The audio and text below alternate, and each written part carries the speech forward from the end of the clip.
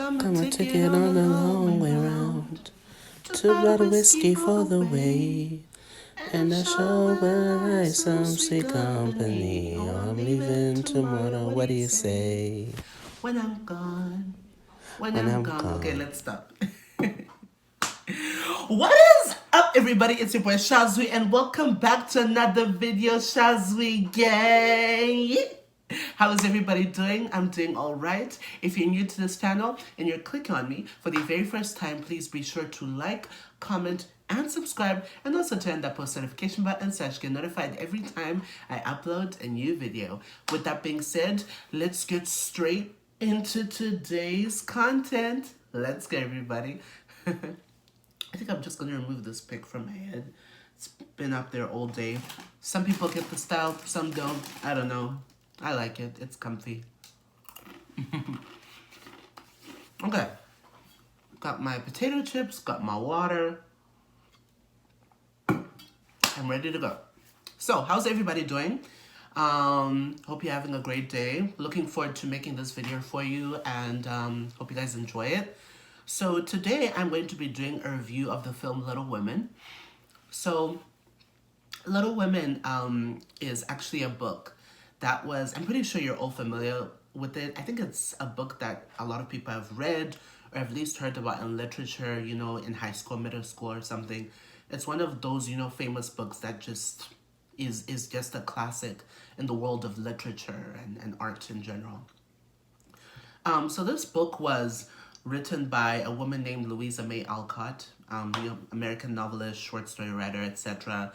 And when she wrote the book Little Women, which was written in 1868, so around the time of the Civil War, it was loosely based on her life. And she, in essence, was basically Jo March, you know, who's the main character, and she took care of her family as well, but her passion was in writing, and she actually became a famous writer, hence why we're talking about her to this very day. She was also an abolitionist, you know, was against slavery, and she was a feminist, you know, and you see this through her writing, and she's written a bunch of works. And so I always knew about Little Women. I knew about the book, knew about the story, but I just never read it, you know. But we did talk about it in school. Maybe I talked about it in middle school, high school at some point, for a brief moment. But I watched this movie yesterday with two of my really closest friends, and we had a splendid time. One of my friends, you know, he's a guy, and he was like, you know, I'm not really into a lot of these female-led films because I feel like they're just so cliche and whatever. And it's not that he's sexist, but it just feels like, you know, some of these films, they don't give women good scripts or like good, you know, dialogue or plots. But when he came out of the cinema, he was in awe. Like, he loved this film, and that's how I knew this film was incredible. Right off the bat, this film gets a 10 out of 10, 1,000 out of 10, a million out of 10. It was perfect. I loved it. It was heartwarming. It, you know, it had some down moments where, you know, it was really sad, and I was like, oh my gosh, I feel sad. But for the first time ever, there was a sad, you know, unexpected part in the movie. But then by the time you finish the movie, I totally forgot about that because the ending of the movie felt, it felt complete. It was solemn, but it was complete. It was like, you know, I'm actually happy, you know, she went with that choice. So yeah, and before I get into the review of the film, which I loved, I'm gonna first of all just give credit, first of all, the cast. I don't think Greta Gerwig, I love Greta Gerwig, she directed Lady Bird and all that. She's a brilliant director. I don't think she could have chosen a better cast, honestly. I don't think that, honestly, the chemistry that they had was so believable and so amazing. And it was just perfect, you know, give credit to her for directing this movie. But yeah, so yeah, with that being said, let's get straight into the review. So the cast. So for those of you who aren't familiar with, you know, the story of Little Women, it's basically about these four sisters, called the March sisters. So you have Jo March, Josephine, you have Meg March, you have Amy March, and then you have the younger sister Beth. So the oldest is Meg, played by played by Emma Watson. Then you have Jo March, the main character of the film. She's played by Saoirse Ronan.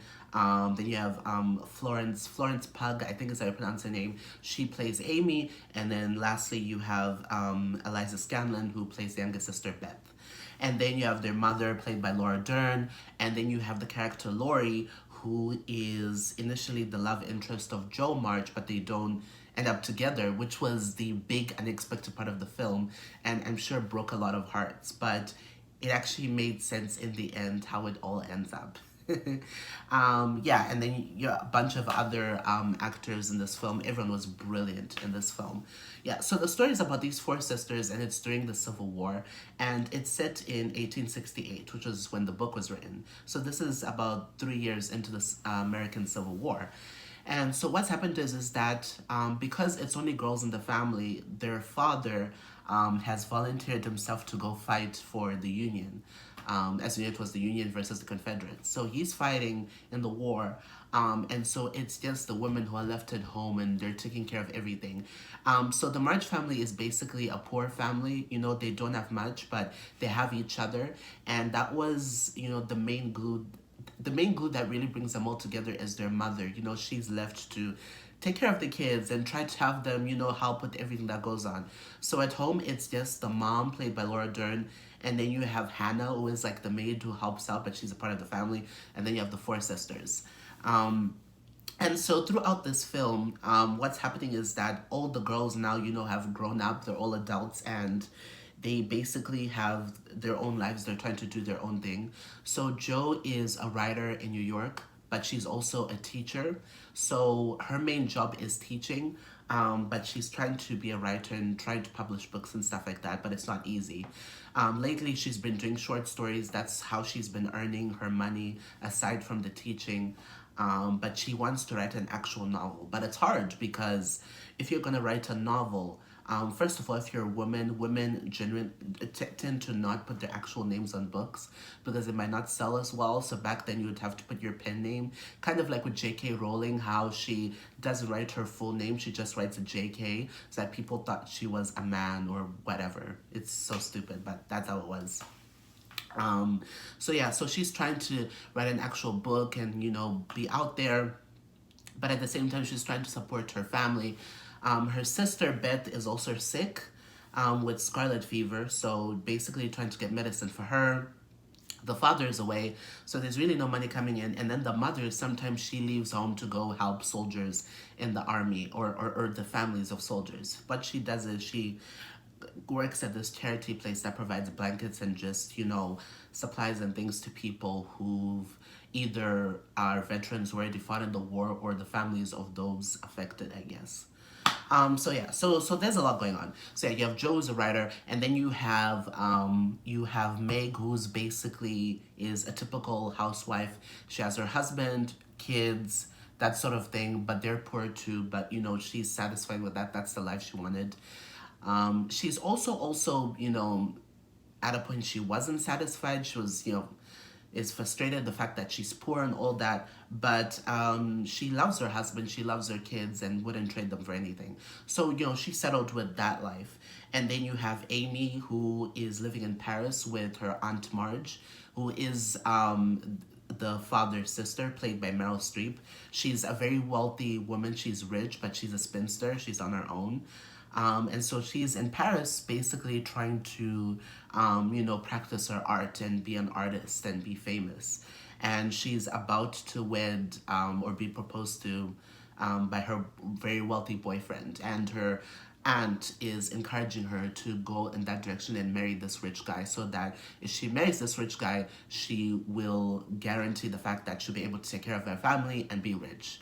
So that's going on. And then lastly, you have Beth, who's at home. She's sick. She can't really do much, but she is an incredible musician. She's an incredible pianist. She's also the more quiet sister, but she's also an angel. She's benevolent. She loves to help out. She's really sweet. We don't really see much of her, but she's also the main center of attention and is what brings the whole family back. So in the film, there's a lot of time jumping that happens. But you can tell by the lighting in the film when it's the past or when it's the present. So if you see brighter, colors, you can tell it's in the past. And then when it was back to the dimmer, sort of dark blue, gray sort of coloring, that's when you could tell that it's, back to the present. So yeah. Oh yeah. And by the way, the family. This is all set in Concord, Massachusetts, which is around the area where Louisa herself was from or grew up, or whatever. So yeah. Um, so yeah. So pretty much there's a lot of time jumping, and in this movie, feminism is addressed a lot and is a big theme in the film. And there are so many great lines that are said in this film. One of my favorite lines was when Meg was talking to Joe, and she tells her, and so basically Meg is about to get married, it's her wedding day. And Joe is like, please don't get married, come with me, live in New York, and become an actress. Because Meg is an actress. She loves to act, she loves theater. So, and Joe is like, I can write plays for you, or I can introduce you to people. I can take care of us. You can go and be on Broadway or something. And Meg is like, just because my dream is different from yours doesn't mean it's unimportant. And I was like, whoo! All of these nice quotes and lines, and it was amazing. The delivery was just perfect. I love that line because even though the film talks about how women should be able to pursue their careers and do whatever they want, at the same time it also talks about how just because, there are certain women whose role or who generally just want to be housewives and want to have a family, and that's all they really want, and are fine with having their husband work and them doing whatever, because taking care of the home front is a job in itself, honestly. And I thought that was very important. Don't look down upon housewives and women who genuinely want a family and do that sort of thing. That's amazing. That's beautiful. So I like that. Another really deep scene that I want to put. I'll probably actually let me put it in. This is one of my favorite scenes in the movie that I thought was super powerful. I hope you like it. I just feel like women, they they have minds and they have souls as well as just hearts, and they've got ambition and they've got talent as well as just beauty. And I'm so sick of people saying that love is just all a woman is fit for. I'm so sick of it. But I'm so lonely.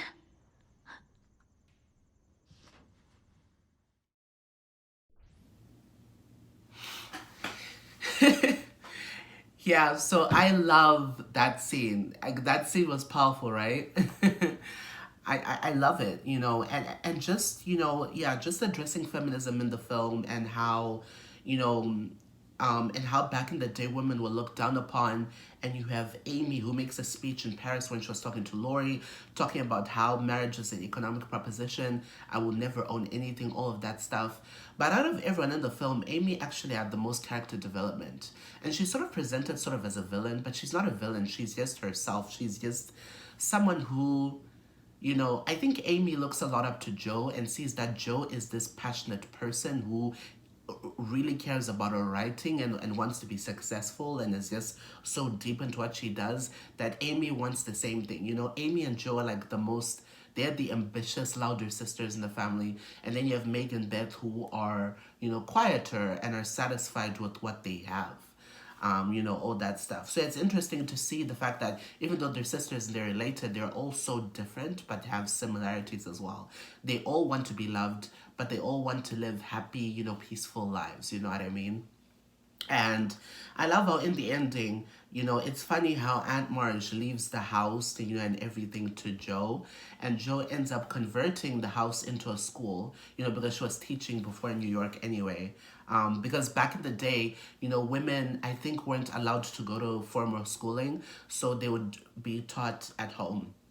Homeschooling was the popular thing. So she converted Aunt Marge's house into an actual school because she had this huge house, this mansion that she lived in on her own. And yeah, she converts it into a school. And at the school, Meg teaches acting, Amy teaches art. and then Jo, does her writing, continues to, do her book. And the ending scene of the movie where you see Jo's book being published, Little Women, which is, the book about her life, is was such a satisfying scene to see how a book is actually made. And that was really cool to see how books are actually made and how the binding is made, and it just everything. It was just really very polished. It was a very clear cut scene, and it was incredible. Greta's direction for this film was incredible. And just another thing I want to highlight, and this is something that Greta mentioned and that Emma Watson also said, was how the pacing of the film, the pacing of the dialogue was also very impressive. And I can tell that that was very hard to nail too, because it's a lot of interrupting. You'll notice in this film there's a lot of fast dialogue between the sisters where it's a lot of interrupting, because normally when you act, when you're in the play, one person says one line and you know that when you say that line it's just you, then you go to the next person. Well, in this film it was, instead of being ta ta ta ta ta ta, it was like ta ta ta ta ta ta ta ta ta ta, like that. So like as soon as one person says something, you have to go like that, because you're trying to create a natural chemistry that actual siblings would have, or close friends, right? Where you are interrupting each other or talking to each other, be like, mom, dad, no, that sort of thing. And it's amazing. I'm also really happy that Jo ended up with Frederick in the end. Frederick is amazing, and I'm happy that happened. And that's what I mentioned in the beginning, how even though it's sad Jo didn't end up with Lori, she ending up with Frederick was actually perfect, because I think he's the perfect guy for her. And I think they're both amazing together, so I'm happy about that. And Amy and Laurie are also fit for each other. They're both like crackheads, they're crazy and whatever, so. And it was also weird to see Laurie with a child. Like, I could see Amy as a mom, but I couldn't imagine like Timothy Chalamet as a dad. It's just so funny to me. But I mean, it happened, right? So yeah, it was an incredible film. It was truly, and I highly recommend it. And I'm actually gonna try watch the movie. There's so much to talk about, but in a limited amount of time, I don't wanna go on and just ramble. But I loved everything. The feminism in the film, the dialogue, the acting, the scenery, seeing Paris, seeing New York, seeing Massachusetts, and its air was just, it was magnificent. And just a really funny part in the film was at Meg's wedding, where Aunt Marge was literally rejecting every guy coming. She was like, I don't know, mm-mm. Like, Meryl Streep never disappoints, man. She never disappoints. But yeah, with that being said, I think that's it for the film review. Awesome. I hope that these guys win all their Oscars, or at least some. They're all deserving. They've already been nominated for 6, nominations for Best Picture. Saoirse was nominated for Best Actress yet again. Florence Pugh, who plays Amy March, she got nominated for Best Supporting Actress. And it also got nominated for Best Adapted Screenplay. So, I hope. It's sad Greta didn't get a Best Directing nomination, because the film got Best Picture. Why not put Best Director in there? I swear, Oscars are so sexist. But either way, who cares? Even if the Oscars hadn't nominated this film, it's still a great film, period. Thank you guys so much for watching this video. I love you guys so much, Shazwiyt gang. With that being said, stay tuned for the very next video, and I will see y'all later. Love you, Shazwiyt gang. With that being said, I am clear. Bye.